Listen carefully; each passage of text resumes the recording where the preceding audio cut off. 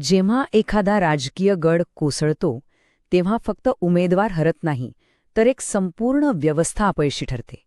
आज आपण भायखळ्यातल्या पराभवाचं फक्त विश्लेषण करणार नाहीये, तर त्यातून पुन्हा उभं राहण्याचा मार्ग कसा शोधायचा याचा एक डेटा आधारित आराखडा पाहणार आहोत. ही गोष्ट व्यक्तींबद्दल नाही, तर प्रशासनाच्या प्रक्रियेबद्दल आहे. आपलं लक्ष आहे महाराष्ट्रातल्या भायखळा मतदारसंघावर. खरं तर हा मतदारसंघ म्हणजे मुंबईच्या अनेक समस्या आणि शक्यतांचं एक छोटंसं रूप आहे. म्हणून इथली परिस्थिती समजून घेणं म्हणजे जणू शहराच्या राजकारणाची नाडी ओळखण्यासारखंच आहे. तर मग आपला पुढचा प्रवास कसा असेल? आपण 6 टप्प्यांतून जाणार आहोत. लोकांच्या मूळ समस्यांपासून सुरुवात करू, मग आकड्यांच्या खोलात शिरू आणि शेवटी एका नव्या सुरुवातीसाठी एक स्पष्ट योजना पाहू. हा प्रवास केवळ आकड्यांचा नाही, तर एका नव्या आशेचा आहे. राजकारण हे आकड्यांवरून नाही, तर लोकांच्या रोजच्या जगण्यामधून, त्यांच्या समस्या आणि गरजांमधून सुरू होतं. चला, आधी हे समजून घेऊया की भायखळ्यातल्या लोकांच्या मनात नक्की काय चाललंय. मतदारांची सगळ्यात मोठी आणि पहिली समस्या एकाच शब्दात सांगता येते, घर. आणि हे फक्त 4 भिंतींचं स्वप्न नाही, तर सन्मानाने जगण्याचा हक्क आहे. पुनर्विकासाची अपूर्ण आश्वासनं आणि घरांची टंचाई या गोष्टी इथल्या लोकांच्या आयुष्यावर खूप मोठा परिणाम करतात. दुसरी मोठी समस्या जी अनेक कुटुंबांच्या रोजच्या जगण्याचा भाग बनलीय ती म्हणजे पाणी. आजही स्वच्छ आणि पुरेसं पाणी मिळवणं हे एक मोठं आव्हान आहे, ज्यामुळे त्यांचं आरोग्य आणि वेळ दोन्ही पणाला लागतं. आणि तिसरी तितकीच महत्त्वाची चिंता आहे रोजगार. लोकांची आर्थिक सुरक्षा आणि त्यांची राजकीय भावना यांचा थेट संबंध असतो. नोकरीच्या संधी कमी होणं आणि वाढती महागाई हे लोकांच्या चिंतेचे प्रमुख विषय आहेत. हे बघा, हा हीट मॅप आपल्याला सगळं काही सांगून जातो. झोपडपट्टी, पुनर्विकास आणि पाणी पुरवठा ह्या समस्यांची तीव्रता सर्वाधिक आहे. त्यानंतर नंबर लागतो नोकरी आणि महागाईचा. यावरून हे स्पष्ट होतं की लोकांच्या दैनंदिन आयुष्याशी जोडलेल्या मूलभूत गरजांकडेच लक्ष देण्याची खरी गरज आहे. माहितीच्या या युगात प्रत्येक नागरिकाला आपल्या समस्यांबद्दल बोलण्याचा आणि माहिती मिळवण्याचा अधिकार आहे, जो आपल्या संविधानाने दिलेल्या अभिव्यक्ती स्वातंत्र्याचा एक महत्त्वाचा भाग आहे. चला, आता लोकांच्या या भावनांवरून थेट निवडणुकीच्या निकालांच्या कठोर आकड्यांकडे वळूया. मतांमधून लोकांनी नक्की काय संदेश दिलाय ते पाहू. भायखळा मतदारसंघाची एकूण मतदारसंख्या आहे सुमारे 2,57,000. हा आकडा या मतदारसंघाची व्याप्ती आणि त्याचं राजकीय महत्त्व दोन्ही दाखवतो. 2024 मध्ये मतदान झालं 53.5%. याचा अर्थ काय? तर साधारणपणे निम्मेच मतदार मतदानासाठी बाहेर पडले. एका शहरी मतदारसंघासाठी हे प्रमाण मध्यम मानलं जातं, पण यात वाढीला नक्कीच वाव आहे. आणि हा आहे अंतिम निकाल. मनसे भाजप आघाडीला 58%पेक्षा जास्त मतं मिळाली, जो एक मोठा आणि निर्णायक विजय आहे. यातून मतदारांचा कल अगदी स्पष्ट दिसतो. शिवसेना युबीटी दुसऱ्या क्रमांकावर राहिली, पण मतांमधलं अंतर खूप मोठं आहे. पण 2024चा हा निकाल अचानक लागला का? अजिबात नाही. यामागे एक मोठा ऐतिहासिक संदर्भ आहे. मागच्या काही निवडणुकांमध्ये काय घडत गेलं त्यावर एक नजर टाकूया. इथे आपल्याला एक स्पष्ट पॅटर्न दिसतोय.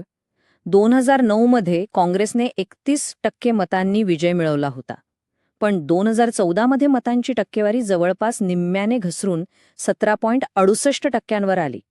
2019 मध्ये थोडी सुधारणा झाली, पण तरीही पक्ष 3ऱ्या क्रमांकावर होता. आणि 2024 मध्ये तर काँग्रेसने उमेदवारच उभा केला नाही.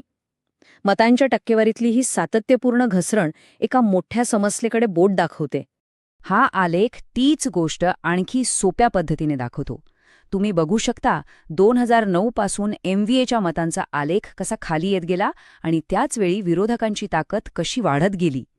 ही केवळ एका निवडणुकीची गोष्ट नाही, तर गेल्या दशकभरातल्या एका राजकीय प्रवाहाचं हे चित्र आहे. बरं, ही घसरण का झाली हे समजून घेण्यासाठी आपण एका संरचित फ्रेमवर्कचा वापर करू. याला आपण म्हणूया रणनीतीचे 4 स्तंभ. यातून INC/MVAच्या धोरणात्मक स्थितीचं आपण 4 आघाड्यांवर मूल्यांकन करू. पहिला स्तंभ आहे निवडणूक शक्ती, जी सध्या खूपच कमी दिसते. म्हणजे मतदारसंघातील लोकसंख्या अनुकूल असूनही मतांमध्ये त्याचं प्रतिबिंब दिसत नाही. याचा सरळ अर्थ आहे की आपल्या मतदारांना मतदान केंद्रापर्यंत आणण्यात आणि त्यांचं मत मिळवण्यात पक्ष कुठेतरी कमी पडतोय. दुसरा स्तंभ आहे संघटनात्मक ताकद.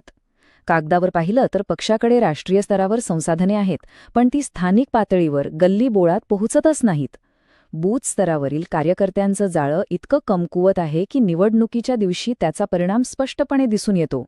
तिसरा स्तंभ आहे कथानक किंवा नॅरेटिव्ह, आणि इथे सर्वात मोठी कमतरता दिसते. लोकांच्या मूळ समस्यांशी जोडणारी एक प्रभावी सकारात्मक गोष्ट तयार करण्यात पक्ष अपयशी ठरला आहे. घर, पाणी आणि रोजगारावर ठोस उपाय देण्याऐवजी पक्षाचा संदेश विस्कळीत राहिला, ज्यामुळे विरोधकांना आपला अजेंडा सेट करायला मोकळं रान मिळालं. आणि चौथा स्तंभ आहे संसाधनं. आघाडीकडे निधी आणि मोठ्या नेत्यांची कमतरता नाही, पण त्यांचा वापर योग्य दिशेने होत नाहीये. विशेषतः डिजिटल प्रचार आणि स्वयंसेवकांच्या व्यवस्थापनात खूप जास्त गुंतवणुकीची गरज आहे. ठीक आहे, आत्तापर्यंत आपण निदान केलं. आता उपचारांबद्दल बोलूया.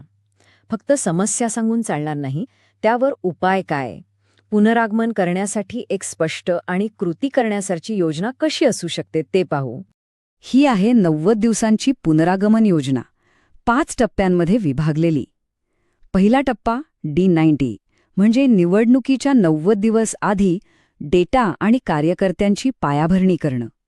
दुसरा D60 लोकांच्या खऱ्या समस्यांवर आधारित प्रचाराची सुरुवात करणं. तिसरा D30 दारोदारी जाऊन संपर्क वाढवणं. चौथा D7 शेवटच्या आठवड्यात पूर्ण ताकद लावणं.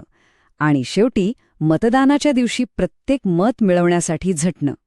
प्रत्येक टप्प्याचं एकच ध्येय आहे, मतदारांचा विश्वास परत जिंकणं. पण या योजनेचा चेहरा कोण असेल, हा सगळ्यात महत्त्वाचा प्रश्न आहे. उमेदवार स्थानिक असावा, ज्याला लोक आपला माणूस मानतील, त्याची प्रतिमा स्वच्छ असावी आणि तो लोकांच्या सुखदुःखाशी जोडलेला असावा. विकासाचा सर्वसमावेशक अजेंडा घेऊन जाणारा नेताच मतदारांचा गमावलेला विश्वास पुन्हा मिळवू शकतो. आणि लोकांचा विश्वास मिळवताना नवीन DPDP कायद्यानुसार त्यांच्या गोपनीयतेचा आणि संमतीचा आदर करणं अत्यंत महत्त्वाचं आहे, कारण विश्वास हाच लोकशाहीचा खरा पाया आहे.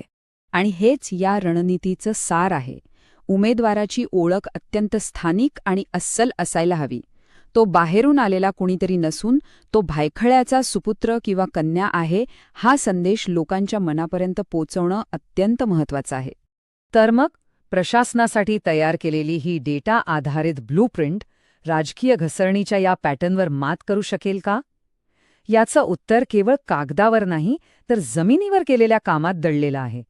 जर तुम्हाला लोकाभिमुख नेते बनायचे असेल आणि तुमच्या मतदारसंघाचा विकास करायचा असेल, तर blueprintstrategies.ai शी mgr@blueprintstrategies.ai वर संपर्क साधा किंवा 080 420 41602 वर कॉल करा. राजकारणापलीकडचा उद्देश